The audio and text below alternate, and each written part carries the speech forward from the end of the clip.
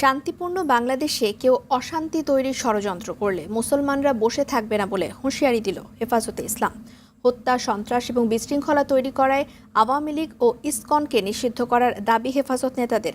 একই সঙ্গে সাম্প্রদায়িক সম্প্রীতি রক্ষায় আইন হাতে তুলে না নিতেও আহ্বান জানান তারা। অরণ্য গফুরের রিপোর্ট। ইসকন কর্তৃক চট্টগ্রামে মসজিদ ও আদালতের স্থাপনা ভাঙচুর এবং আইনজীবী সাইফুল ইসলাম আলিফকে হত্যা করে দেশে অস্থিতিশীল পরিবেশ সৃষ্টির ষড়যন্ত্রের প্রতিবাদে বাদ জুমা বাইতুল মোকাররমে বিক্ষোভ সমাবেশ করে ঢাকা মহানগরী হেফাজতে ইসলাম। ইসকনকে সন্ত্রাসবাদী সংগঠন আখ্যা দিয়ে তারা দেশে সাম্প্রদায়িক দাঙ্গা লাগানোর অপচেষ্টা করছে বলে অভিযোগ করেন বক্তারা।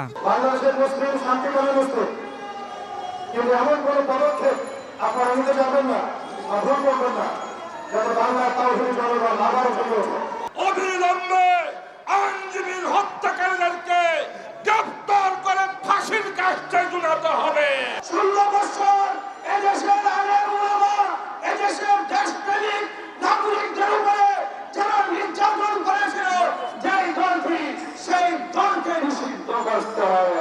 ইসকন সহ তাদেরকে নিষিদ্ধ ঘোষণা না করে তাহলে এর বিরুদ্ধে আমরা আমাদের অবস্থান পরিষ্কার করে দুর্বার আন্দোলন করে চলব।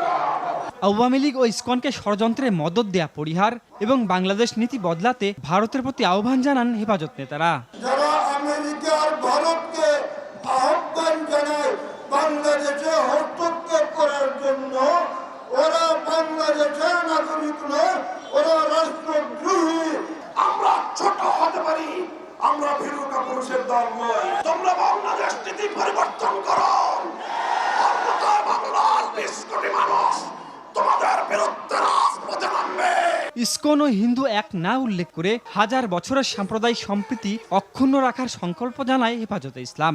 আমরা হেফাজতে ইসলাম মাদ্রাসা আলেম ওলামায়ে কেরাম, আমরা আপনাদের পাহারাদারি করেছি।